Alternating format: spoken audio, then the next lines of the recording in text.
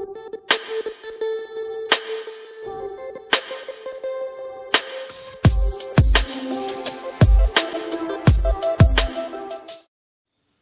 guys! Kumusta? Ang project natin ngayon ay kung paano gumawa ng 3D origami mini minion, kagaya ng inyong nakikita. Ang bilang ng mga modules natin kakailanganin para sa project na ito ay 12 black, 38 blue, and 45 yellow. Of course, kailangan din natin ng glue.